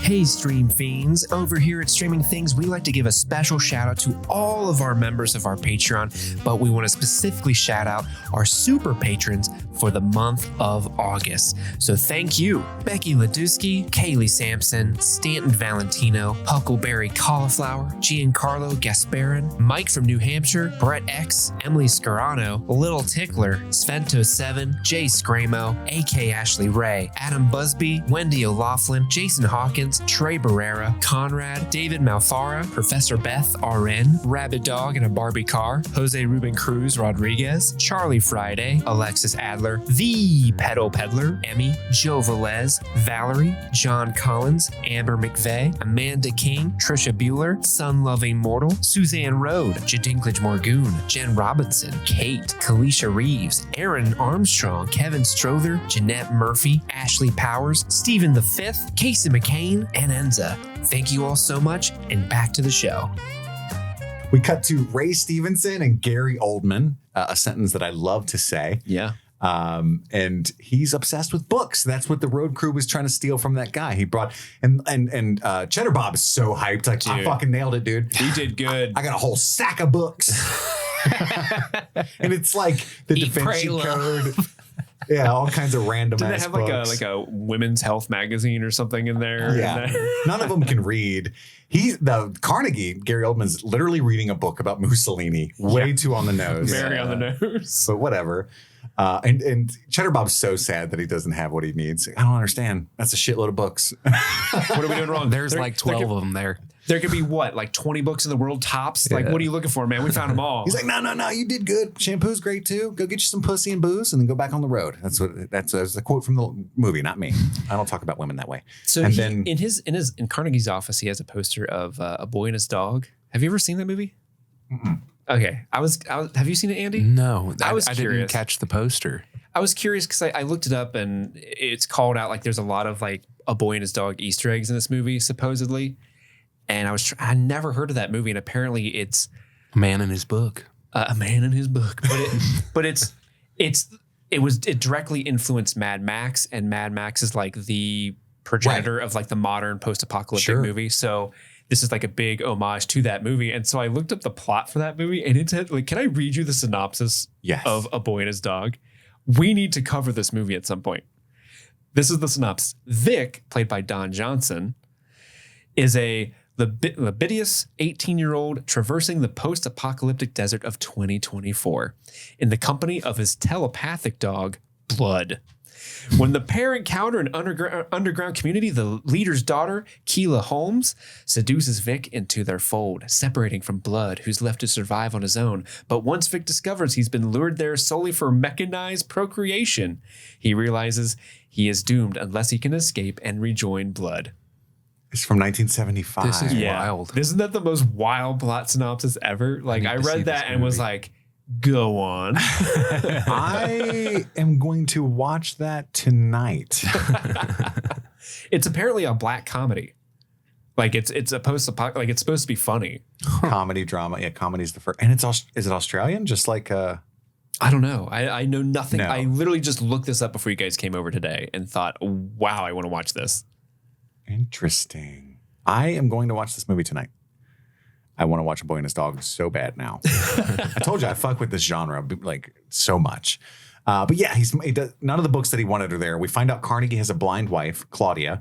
He uses the shampoo on her. He seems to be very kind to her, but he's abusive. Yeah. We soon find out that's just the other side of the coin of his abuse. And then we see Eli trading stuff for water, like a pair of gloves. He wants to fill his canteen. The bartender says, yeah, or whatever. And then he calls Solara, which again, to Steve's point, if Mila Kunis is in this apocalypse, you're fighting Carnegie for her. You know what I mean? Like she's not just walking around this town looking like 2010 perfect in this apocalypse. But she sends her to go. Dirt on her cheek. That's true. That's true. Dang, girl, clean up. He sends her to go fill the canteen. And we find out later that she's Claudia's daughter. And that's the reason Claudia is so beholden to Carnegie, because it's to protect her daughter, right? Yeah. And the reason Solara is there is so her mother doesn't get hurt. Like they're both being abused. But during this scene where he's trading for the water, he tries to shoo a feral cat off the bar because it's getting on his stuff. Yeah. And we know Eli fucking hates cats. We've seen him kill one. That's dinner. Yeah. I will stab you with an arrow. He's like, no thanks, I haven't paid for you yet. But Martz is the Cheddar Bob's character. That's his cat. That cat's been here for 2 years. I love that cat. Where you come from? Why'd you touch my pussy? And he's like, I'm sorry, I won't let it happen again. But he already knows that's why he's in there to start trouble. We know. It's me. Mm-hmm. He's the problem. He walked in, clocked that cat, and thought, I'm gonna kick that thing. He heard the cat while he was with Tom Waits, not the motorcycles. And he's like, they have water over there. They have cats over there. I'm gonna go fucking kill that cat. I'm gonna go kill that cat. I hate him. I'm more of a dog man myself. I got cat oil. So then, he kills everybody in the bar. What is there to say? Another great scene. King Kong ain't got That's right. on me. He cuts off like 4 dudes' heads in this scene. It's so awesome. It's just like heads are popping left and right. It is amazing. It's so good. And he sets his backpack down and goes to work. Solara comes back in as he's killing the whole bar. After quoting the Bible. Yeah. Genesis 3:17 to 19. Into dust we shall return. Mm-hmm. I know it ends that way. It's a good line. I love how he only, even though he memorized the whole Bible, he only quotes like the verses everybody knows. Yeah. Those are the good ones. It's Pulp Fiction. It's some cold shit to say before he Kill a kills motherfucker. Yeah. I just thought it was some cold ass shit to say before I popped a motherfucker. That's not even a real Bible verse. So it's just I wish after every time he won a fight, he would go, Austin 3:16 says, I just whipped your ass. just one time for Just Steve. one time. For the boys. Throw it for me, man. Can I get a hell yeah? Can I get a hell? He points at Solara. Can I get a hell yeah? Hell yeah. Hell yeah. Yeah. Dun-dun. He like struts out. Stone cold ET. You want to get a couple cheeseburgers? Why didn't we bring that up in the ET episode? I don't. Why didn't we? Wow. We brought it up in every other one. Oh, hell yeah. Have you ever seen that video? Stone Cold ET. We've already initiated Madison. in the drive-thru. Yeah, I have seen that. Get a couple cheeseburgers. and whip Vince McMahon's ass. But she's like, stop. And he comes back to himself, right? Carnegie, who owns the bar, all those men he killed are his men. He's impressed. He takes him upstairs just to talk to him. There's a little bit of, I wouldn't call it plot armor. It's just kind of not great writing about how he ends up in the cell with all his weapons still, before Carnegie he just wants him to work for him so bad that he lets his like whole town be endangered by this clearly capable man. It's like not the best, but you could chalk it up to Carnegie's arrogance. But he offers him a job. He can read too? Holy shit. Do you read? Every day. Even though I'm looking for a very specific book, I'm not curious which book you read every day.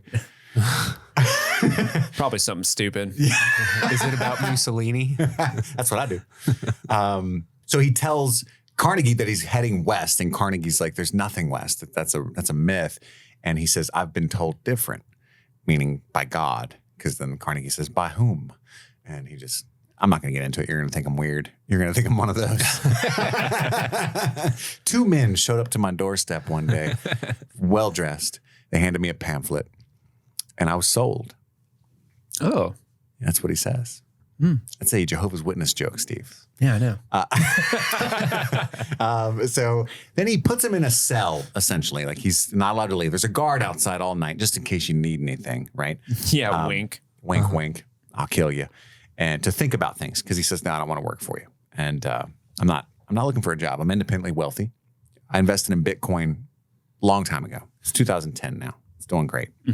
The Claudia brings him food. He feels some kinship there.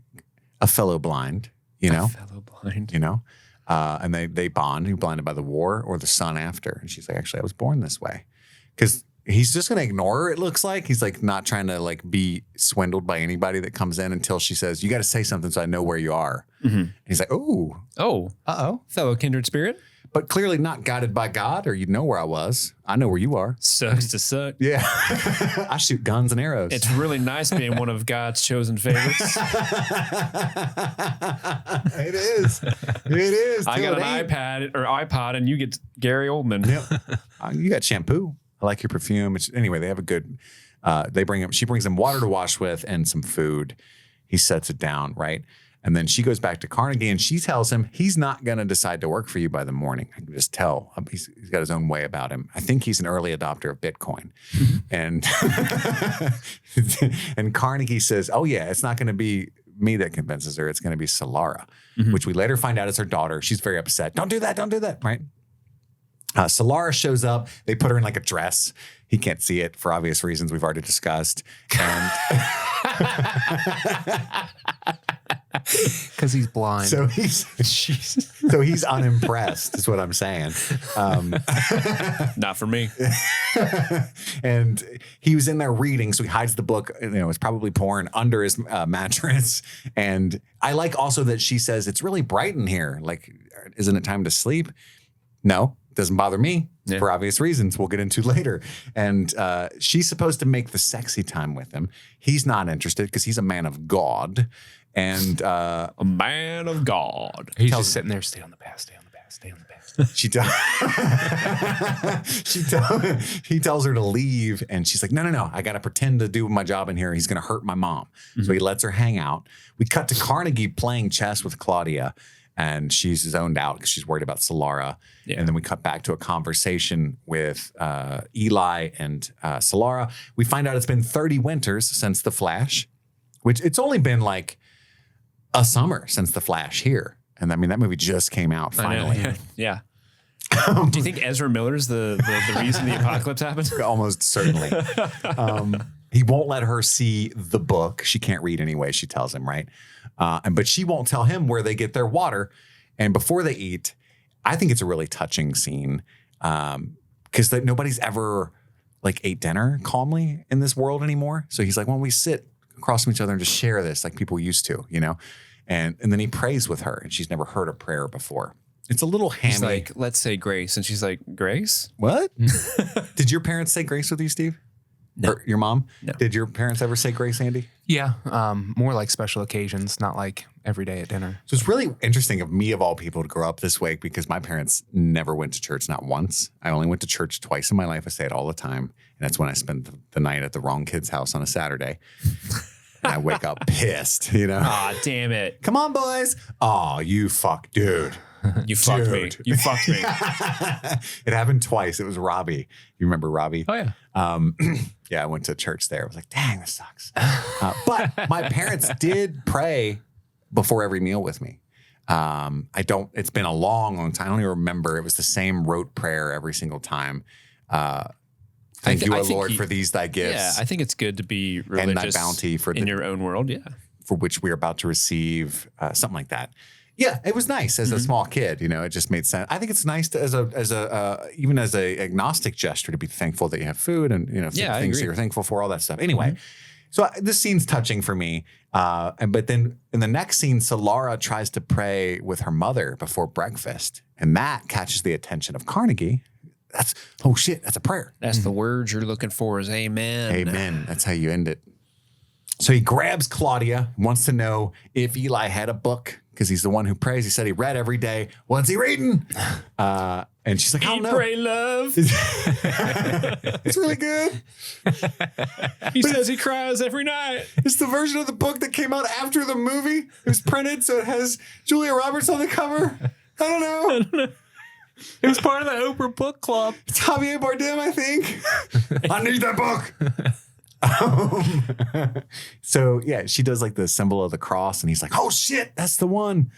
They go to the cell. A lowercase t For time to leave. One of my best favorite jokes from South Park. T, time to leave. And They're burning crosses in people's oh, I hearts. get it. Yeah. It's good. When they go to the cell, how did Eli get out of there? There's no window broken or anything. He's a sneaky boy. Power of God. Whoop, disappeared. So like the whole inciting incident for this entire conflict is that his iPod died, right?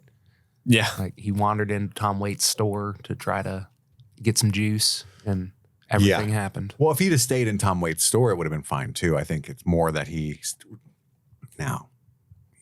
went off the path a little bit. He wanted to avenge the couple on the road, maybe. Mm-hmm. But it was the path to help people because that's how he helped Solara and Claudia, Mysterious ways. I don't know. They work in mysterious ways. It's true. Don't go down that road. There's people getting killed down that road. And worse for ladies. What's that guy's name? I don't know. The Harbinger or whatever? The dude from Pet Sematary who says, don't go down that road. Oh, I was thinking of the Is that version. what that's from? Yeah. I didn't know that. I was thinking of the version of his character in Cabin in the Woods when he calls them. Yeah. The Harbinger. Oh, tell him I'm not here. Tell him I'm not here. Oh, the Harbinger's calling? Oh, son of a bitch. They were led like lambs to slaughter. Yeah. Oh, really? Yeah. Is it Fred? Am I on Fred Gwynn? speakerphone? Yeah. Don't go up that road. The Indians just used it till the ground went sour. The ground went So yeah, he's disappeared. So they just shoot the guard in the head, which is That poor guy. Ray Stevenson's just like, you're fired. Eli is out getting his phone charger from Tom Waits, and all the soldiers confront him in the street. Carnegie knows the book's power. They have a conversation about, hey, last chance to come work for me, man. I'm going to take the book. Mm-hmm. Either way, I'd like you to work for me. Imagine if we had the right words for our faith. Dang. It's meant to be spread. I need to spread it. And Eli's like, I totally agree. Once I find a place to spread it from. Mm-hmm. Not you. Not you. You're going to spread it bad like Yo, herpes. bitch. Damn. Through shade. And then Eli just walks away. And Gary Oldman's like, I love this guy. He's fucking great. Kill him. Which there's like some respect there for him too. He hasn't been like challenged like this in a long time. He's like, this guy's fucking awesome. He's got what we used to call this big dick energy, guys. It's a hard thing to explain. Yeah.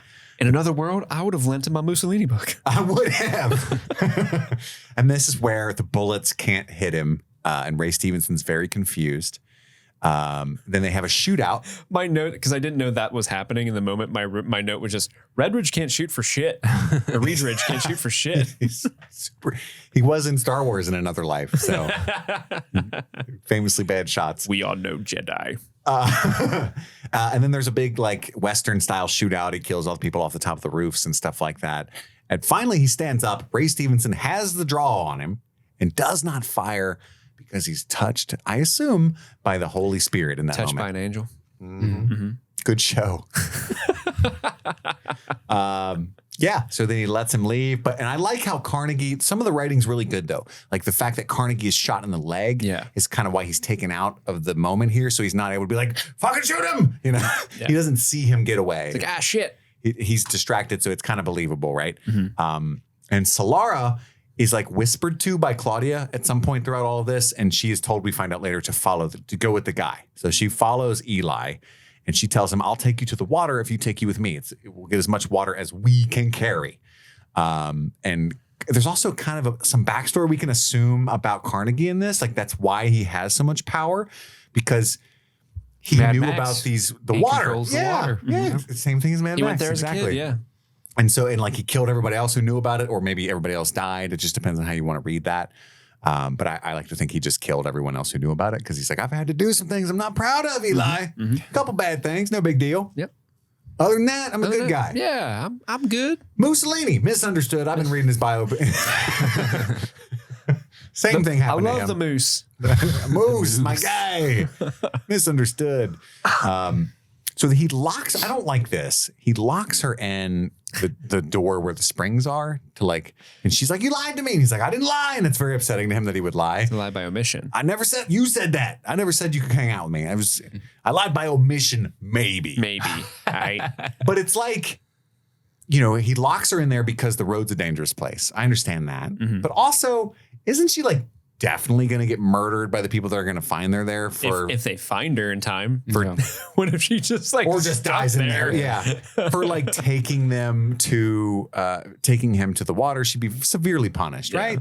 Yeah. So it's like, I don't know. I do think it's funny that the way he gets her in there is like, oh man, shoot, dang, I forgot my glasses. You mind being a peach and going in there and grabbing for me? Absolutely, buddy. Sucker. No, that actually tracks. Like when I was helping my dad like fix houses and stuff as a kid, it's like that's all you can do is hand him tools, right? yeah. Then that's her role in this. It's just like, oh yeah, like this is my moment to be useful. Right. Fuck. I just love that. Dad. Oh, never mind. They're right here.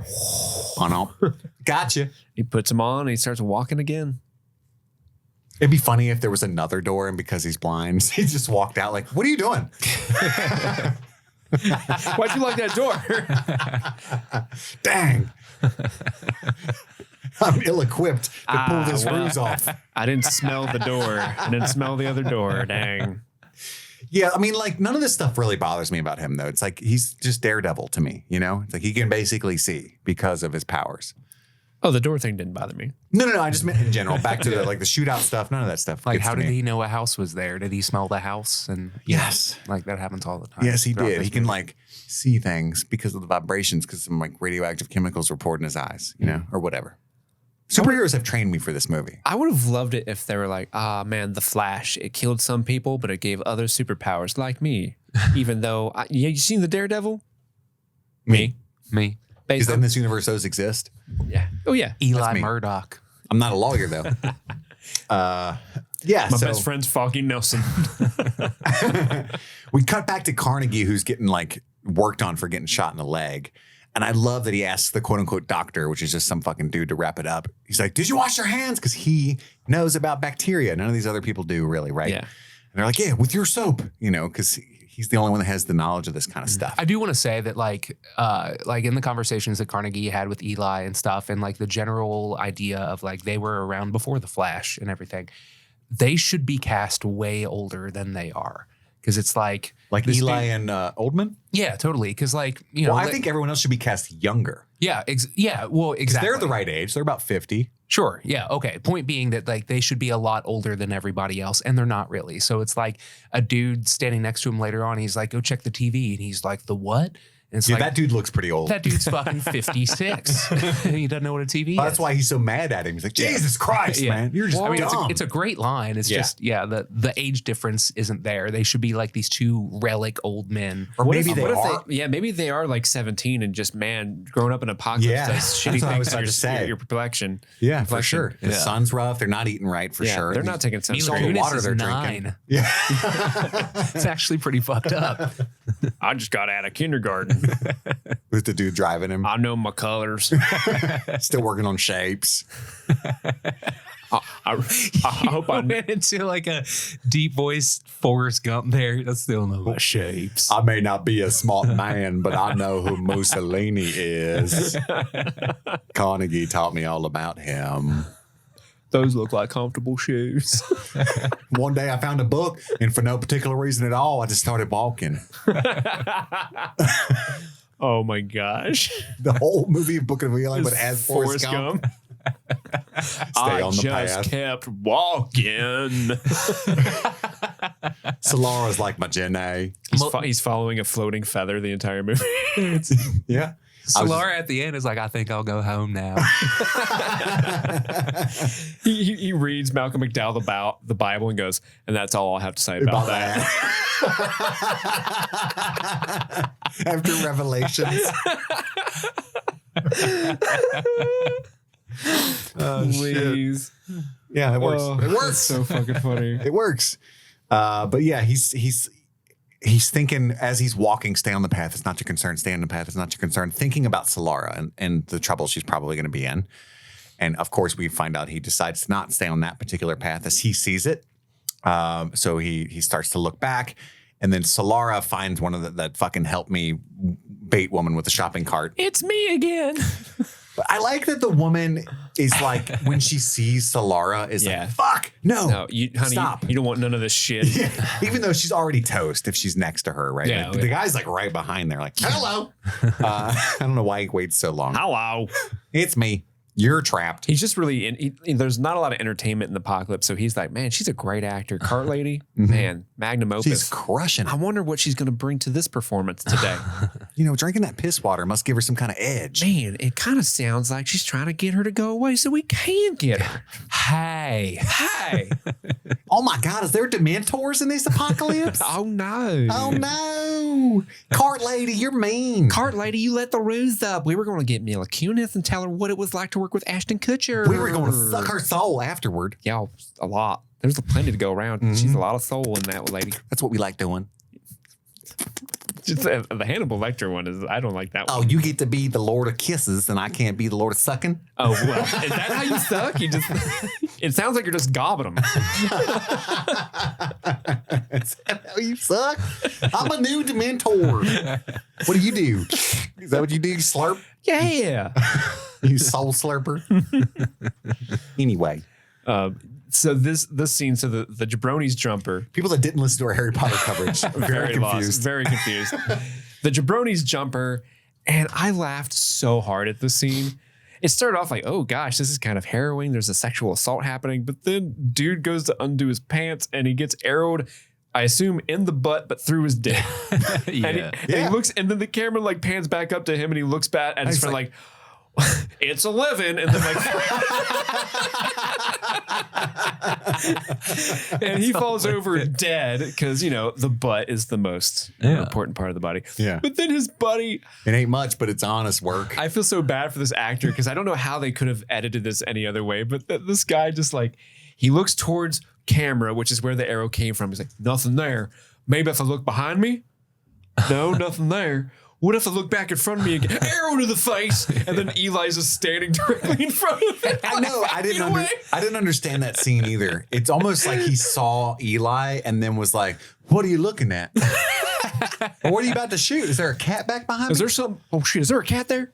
Oh, it's me. Oh shit! You shot me.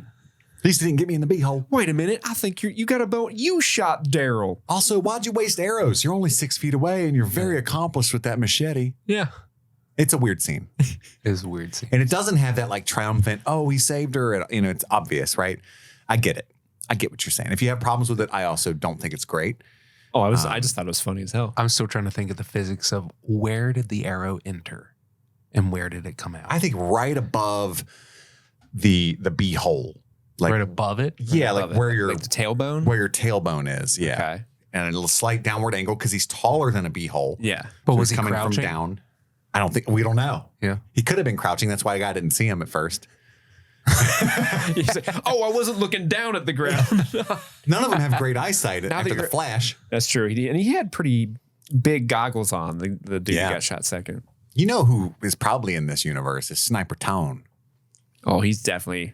He's watching this whole thing go down. I was really admiring the trick shots that you've been doing, young Eli. He was probably one of the guys on the roofs in the town. Oh, I was. That's why he didn't get shot. There actually isn't a divine intervention thing going on. It's just Sniper Tone. Sniper Tone's the crackpot leader. I taught everybody, all them boys how to shoot. That's the why they only can't hit thing anything. Between this town and complete destruction. Anyone who didn't watch our Last of Us coverage is also now even more confused. I'm trying to throw in more Easter eggs to old coverage like we used to, you know? Yeah. Hasn't been a good opportunity on our after If only hours, there I were guess. children that could have fought. Oh, shit. The legend himself. Could have put Eli in a Nina. Where are we at? So he saves... Eli trick shots a bird. That's right. He does. That was actually great. That was cool. Because I thought that scene reads kind of weird, right? Because it's like, I thought he heard the motorcycles on the, or the cars on the road, which actually was like, oh, okay. He's like, we're about to have to pick up the pace. And then he just like shoots a bird. And I'm like, oh, he heard the bird? A bird. Yeah. It's fucking cool. Like the shot's great and the scene's cool. And I don't like how slow Solara is. She's like, what did you do that for? And he's like, Yeah, for we're real. going to eat it, you fucking idiot. Like with our mouths. Oh, you don't like birds? This is him teaching her how to survive so that when she cosplays at him later, she's like, now I know that we eat birds. And we use cats as lube. That's a possibility. Well, now I know these are possibilities. You need some lube? Get a cat. I can survive this now. Yeah, it's true. Who says that he's protected somehow? I have that line written. Red, It was whatever. Redridge said that. He's Redridge, protected somehow. You know, he's just a man.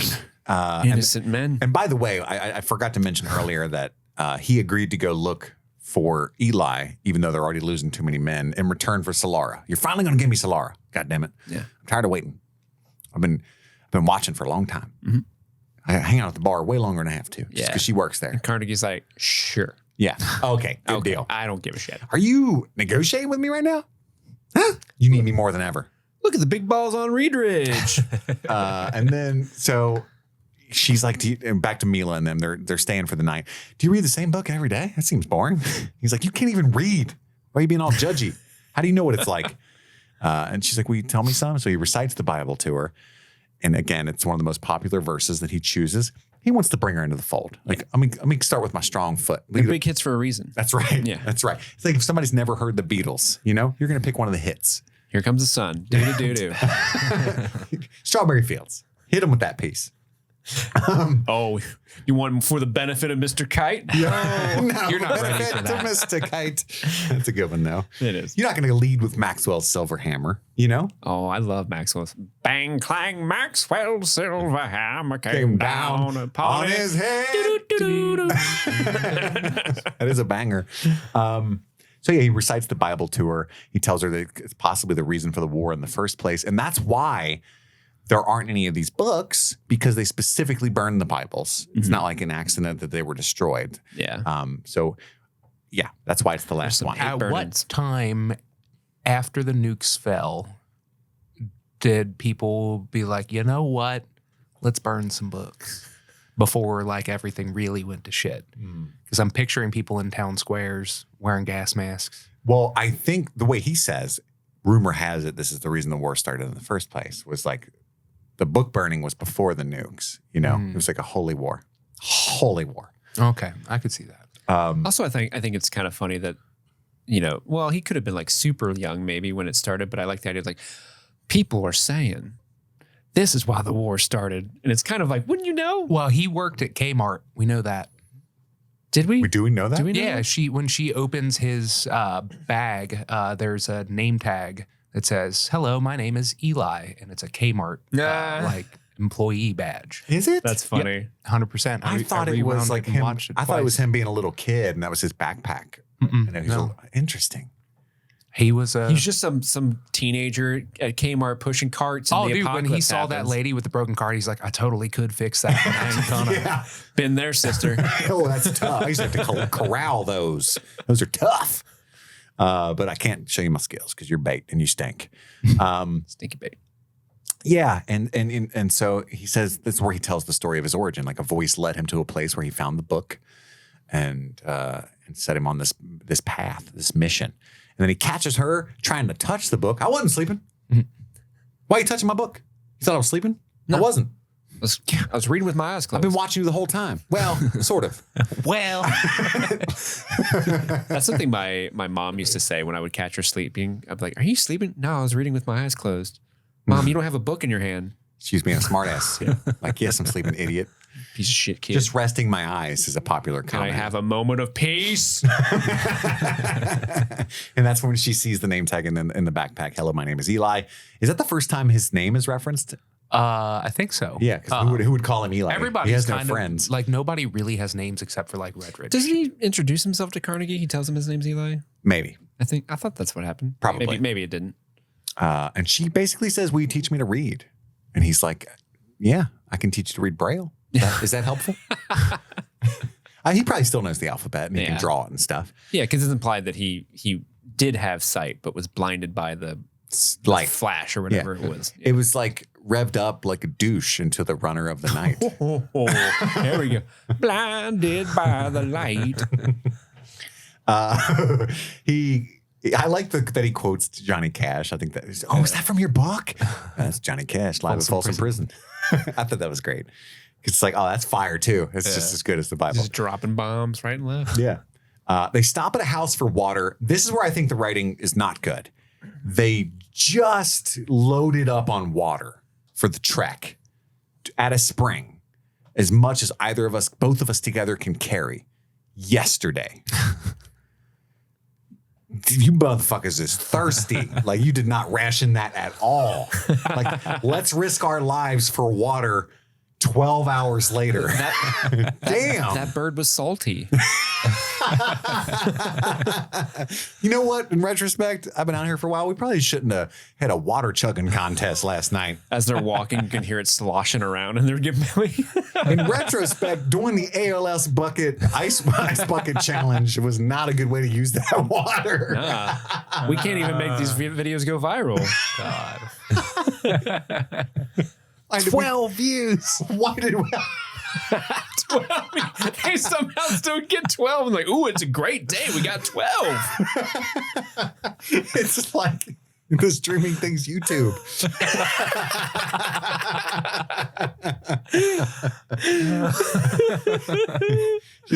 just Casey and Enza. So they stop at the house for water. And he kicks the step to make sure it's there. Another little blind reference. Like, before he steps on it, he's like, okay, steps. Good. That's a good sign. When he opens the door, they fall into a pit, and then fucking Dumbledore with a shotgun pops up. Did you put your name in the goblet of fire? They were just a heartbeat faster than me. He's like, what? Is his wife also from Harry Potter? I don't think so. I mean, she's super familiar. every looking, British but I actor couldn't was tell in who Harry she Potter. was. I know. That's why I asked. Like, but I don't know who she is. I can't tell you. That's George and Martha. That's all I know. yeah, she's in the Goblet of Fire. She's Madame Olympe Maxima. Really? That's Madame Olympe. Oh my God, that's awesome. Yeah. God, I thought she looked familiar. Is that Hagrid's tall? Yeah. So two school headmasters cohabitating. Francis Eating people. Delator. In the house, man. I like how the cannibals team up with him against those fuckers outside, though. It is a fun little subversion because they set up this whole like the shaking hands thing, like, oh, when that comes back, that's going to be wild. And then, and then it's like, oh, these old people are eating people. That's why they're shaking. Yeah. And then they turn out to be they help them out. Like, fuck it, I got guns. I'm Dumbledore. Also, do you think their name George? I was trying to figure out if there was like a reason. I felt like the George and Martha as their name was like, that means something. Very pointed in some way. Yeah, because that's the George Washington and Martha Washington. Yeah, so that's what I like, was just thinking. Me and my President's Day trivia had no thought of that whatsoever, Steve. I was about to Google it to make sure it was true before I said anything, but that's why we have used. Also, those are the main characters in Who's Afraid of Virginia Woolf? Maybe. I like to think it's because of Batman v Superman: Dawn of Justice. Why did you say that name? Yeah, and she's like Martha, and then Eli's like, "Why did you say that name?" And George is like, "That's my wife's name," and then they bond. Yeah. Same thing, same scene. I love Michael Gambon's accent. He's going for a little bit of twang. Like, I got guns. Like, I'm American in this movie. But his accent with that twang hits. I wish he was in this movie a lot longer. It's called a time turner, Eli. Eli wants to leave when he sees the handshake. Special boy, Eli.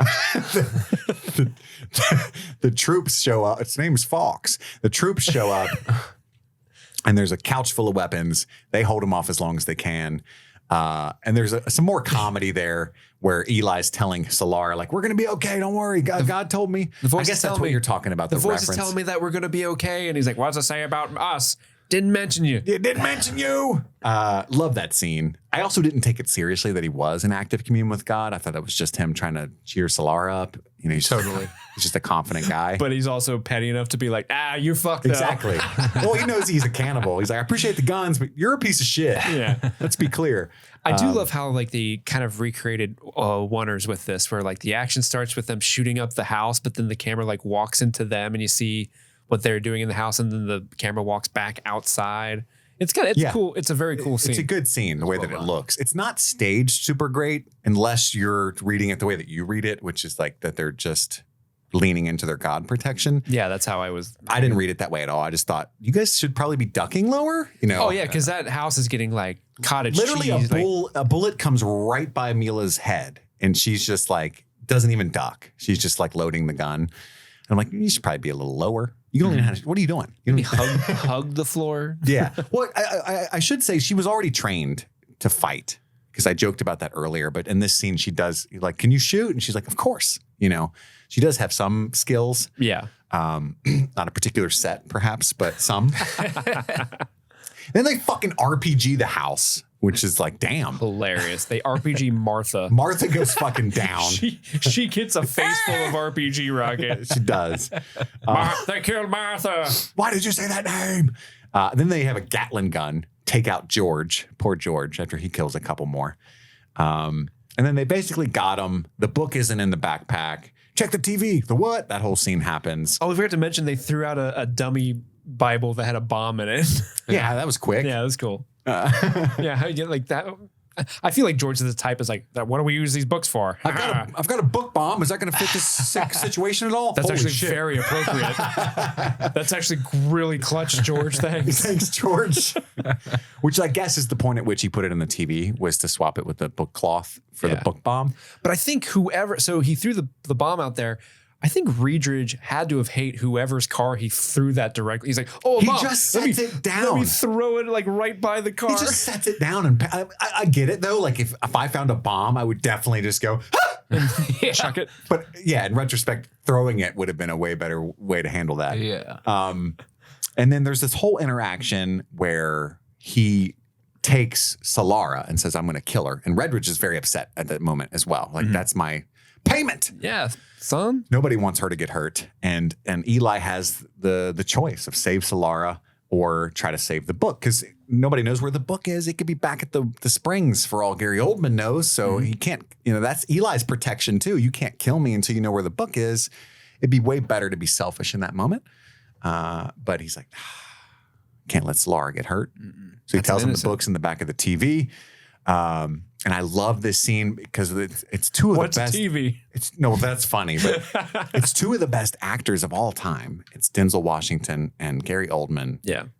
at the climax of the movie. And I love this line, God is good. And then Eli finishes the quote, all the time. And then it's a cool villain line. Not all the time. Not all the time. Right. Right. Shoots him. Shoots him right in the gut, which is a dick move. Like, you're going to die, but 4 hours from now, you know, it's just disrespectful. But also to prove that he's immortal to everybody else there, you know. Reservoir Dog style. There's a very similar scene. die. Is that the line? Yeah, the way he says it is, I'm gonna die. I'm gonna die. In Reservoir Dog. Tim Roth. Are you a doctor? It's a very similar scene in The Crow. Do you guys remember that movie? I've never seen it. Where like he finally gets shot by a bullet, and it's kind of shocking once his vengeance is complete. But Eli, I love this. The way that it's played, I think, is Eli finally questioning his faith because he's so confused at how God would let this happen to him. Because he's like, he's hurt by the bullet, but he's like kind of looking, and obviously He's more hurt that his buddy let him get shot. God? Yeah. His friend God. his tag team partner, God. Yeah. And like there he falls for to the his save. knee, and then he stands up, he pulls his knife out like he's going to keep fighting, but then he doesn't have the strength anymore. It's kind of sad, It's right? really well done. He's just a man. And then they leave. Solara chokes out the driver of the truck and like causes a major wreck. And Redridge is impaled by the machete that he was playing with, it's Eli's machete. And then she finds a grenade in there, throws a grenade at the pursuing trucks. Carnegie's truck dodges out of the way. They get the other one. And then they don't have enough fuel once she gets away. It's like, we can either chase her or go home, but we can't do both. I don't know why I'm Bill Clinton now. I was just go home. Yeah, I don't care about her. I don't care. I got the book. It's not going to bite me in the ass at all. Don't worry. It's going to be fine. It's gonna be great. Also, the book's locked. It's one of those, like, have you ever had one of those locked book, like diaries that have locks on them? Oh, yeah. You can like pry it up with your thumbnail. So easy to break those. He's like, God dang. Call the engineer. Call the locksmith. Give me Tom Waits. And then in this scene, we get Solara catches Eli heading west, right? He's just doing his job still. He's still walking. He's trucking. So she picks him up. Now they got a car. That's cool. And then he tells her, this is where we get the scene where he's like, I forgot to live by what I learned from it. Do for others more than you do for yourself. At least that's what I got from it. And then he's like, smell that? I farted. She's like, ew. There's also Smell that in the air. Ain't I a stinker? Ain't I a stinker? No, it's the salt. They're getting close to the ocean. And you can see Is a like bird nearby? a Salty bird? And they can see there's like green stuff finally. It's just kind of neat. There's like more life out there by the coast. They made it to San Fran. That's right? Like that's Yeah, the Golden San Gate, Francisco, yeah. Golden Gate Bridge that they're on. You've been there, Steve. I have. Yeah, they're on the Golden Gate looking buoy, and then they almost drive off the bridge. It's like broken in the middle. And then they row a fucking boat to Alcatraz with the desolate city behind them. Some pretty awful green screen. Yeah. He's starting to pass out. The guard is like a Monty Python guard. The actor's pretty bad. I He's have like, a King James Bible. in my We possession. already have one. You've already got one. He says he's already got one.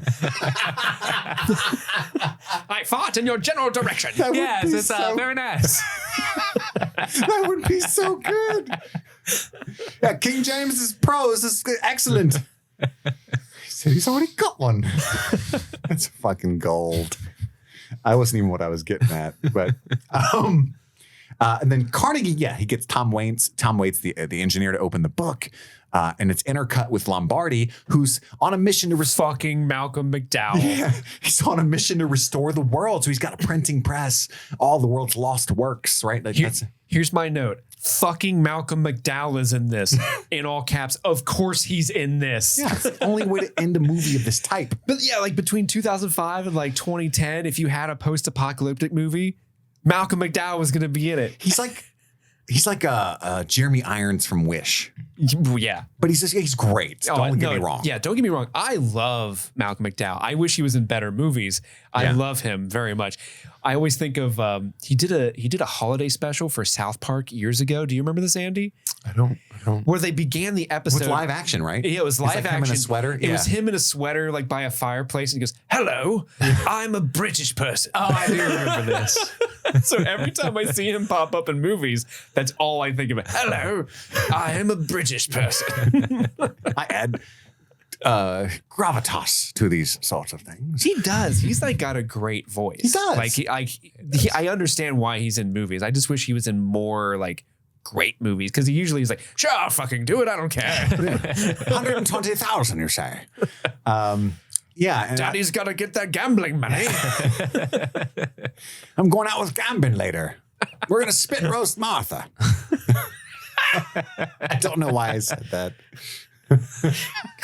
Come on, Malcolm. I get the front this time. Tired of getting the bottom. And I like this little exchange when he's like, "You've got the Bible on you?" He's like, "Yeah, it's a little beat up," meaning himself, right? And then we cut to Carnegie, the engineer's opening the Bible. He's very upset because it's Braille, obviously. And then you can kind of hear Tom Waits in the background. Got him. And this is the big reveal if you're watching the movie for the first time. Holy shit, Eli is blind. And Eli is simultaneously dictating the entire Bible to Lombardi, right? Mm-hmm. They also shaved his head and put him in priest robes for some reason. At some point throughout that, he becomes like, he's a prophet. Yeah. He's the next prophet of the Bible. So they have to make him look That's why the they gave him part. his own book. Shave me. Shave me. What? Shave me. Shave me. My balls too. It's the least you can do. Do you have any KFC wet wipes? What did you think about the twist? I mean, at this point, you kind of didn't like the movie, but when you found out he was blind, what'd that do for you, Steve? Oh, when I found out I was blind, I was more confused because it was like, wait, he's supposed to be blind this whole time? And so I rewatched the beginning scene and was like, okay, this scene's really, really, I think that first scene of him like going through the house and finding the hanged body is a really good clue. But then there are other scenes in the movie, like I mentioned, that I don't think do that. Like he can shoot people from 100 yards. Well, not even that accurately. Not even that stuff, but the way he's like talking with like Tom Waits or Gary Oldman and like these scenes, it's like compare that to what another blind character in this movie is doing, and they're like on complete opposite ends of the spectrum. And I guess you can explain it away. Again, I think you can hand wave it away like, oh, he's got this divine intervention that's helping him out. That's maybe the voice in his head is like, look a little bit to your left. Okay, there you go. Got it, buddy. Like where he's making direct eye contact with people in scenes, which like that wouldn't happen if you were He's blind. got glasses on though. You don't know what he's looking at. He's not in the scenes where he's talking with the for a engineer and the ones that I'm specifically talking about. He doesn't. He has his glasses on when he's outside. I can't remember where he took them off there. I think if he had his glasses on the whole movie, then I would be like, oh yeah. But because like there's scenes where he's like making direct eye contact with people. To make it a twist, they couldn't make it too obvious. Yeah. Sure, but it's one of those things where like I almost don't think you needed to have this twist in it. I think maybe if the twist was because he had that sort of like caretaker nature with Claudia when she's like, hey, I need to know where you are. Mm-hmm. Oh, were you blind before the war, after? I think it would make even more sense if he was like in the previous life, he had a family member and could read Braille because of a differently abled family member or something like that. So that's why he's like this caring person.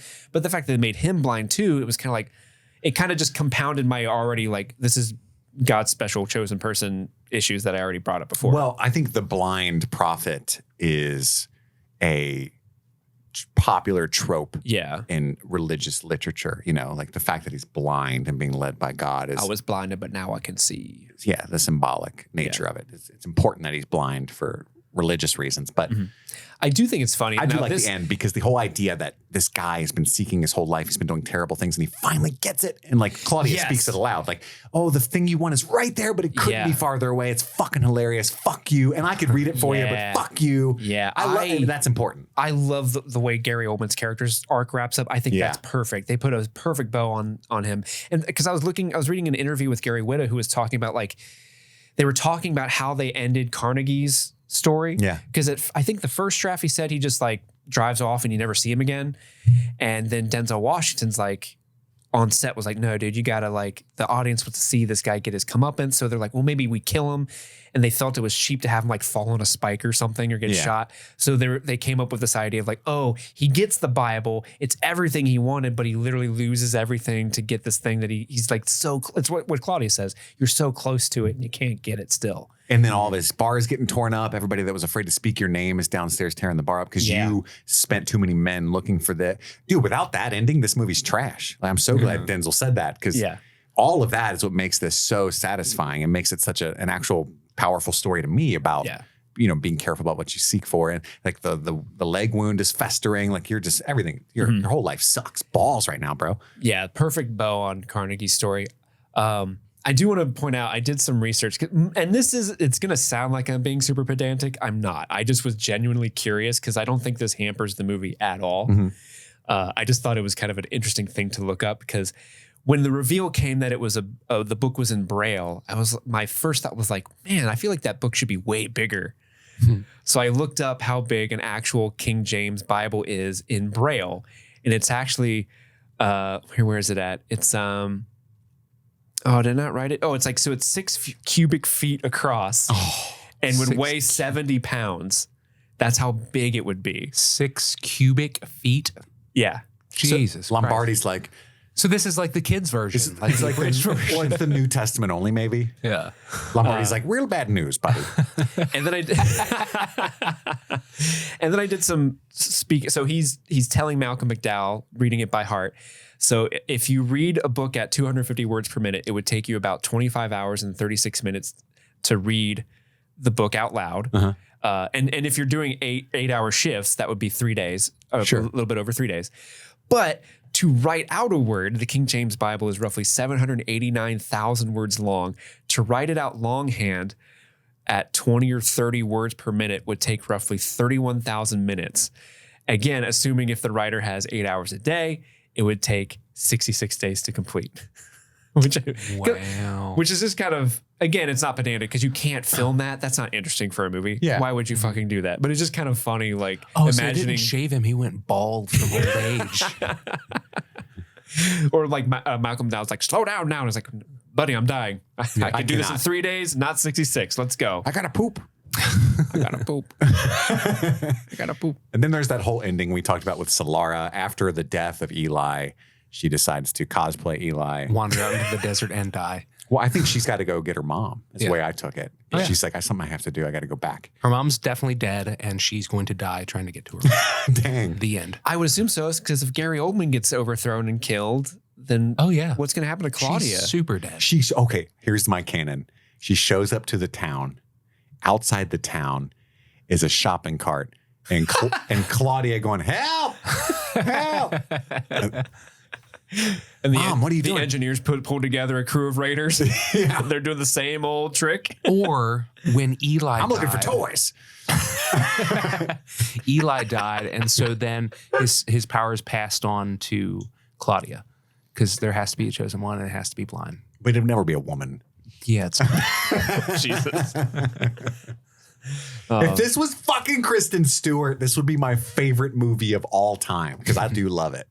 I'm just an easy. I think person to K-Stu please. can pull off stoic the way that they're trying to get that character to be stoic at the end of the movie. I think K-Stu can pull off stoicism better than Mila can. Yeah, she just looked like a. Nothing against Mila. I think Mila's great. I just don't think she's perfectly. When she put on the cast right in glasses, this it movie. just looked like a weird Armani ad. You know. Yeah, it does. It does look really weird. Like she's like the rowing scene when they're rowing. Every time it cut to her and she's got the glasses on, I expect to be like perfume brought to you by Eli. It's perfume called shampoo. The scent of Eli. Smell that? It's KFC wet wipes. But anyway, I hope you guys all enjoyed this movie as much as I do.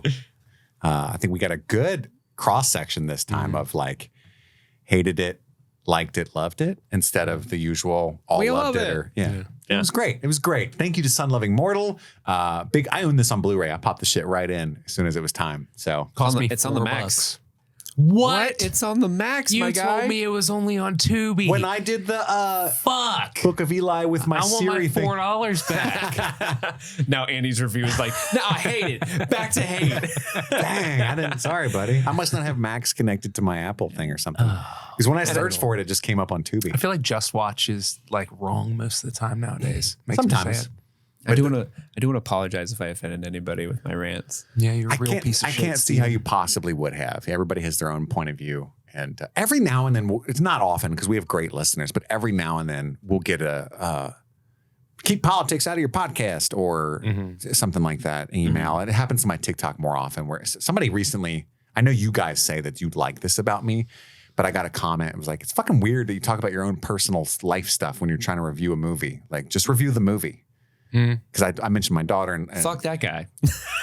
that is so impossible to do if you're actually investing any of your actual thoughts into a piece of art. Yeah. And anybody who doesn't ever do that, don't listen to them. Because like how we relate to something is key through the lens of your life experience. And so, for sure, Steve, I think I would insist that you actually be honest about what you think about a movie on here and how it relates to you personally. So, not only do I think nothing about what you said was offensive, but I think it was actually whatever the opposite of that is, heartening. How about that? I love it. Enriching. You make me so. You know what? You make me feel. My man. Butterflies in the sky. Butterfly in the sky. And that's all the time for right now. I can go twice as My name is Kip. high. I'm Andy. And I'm Steve. This was Streaming Things. A reading rain.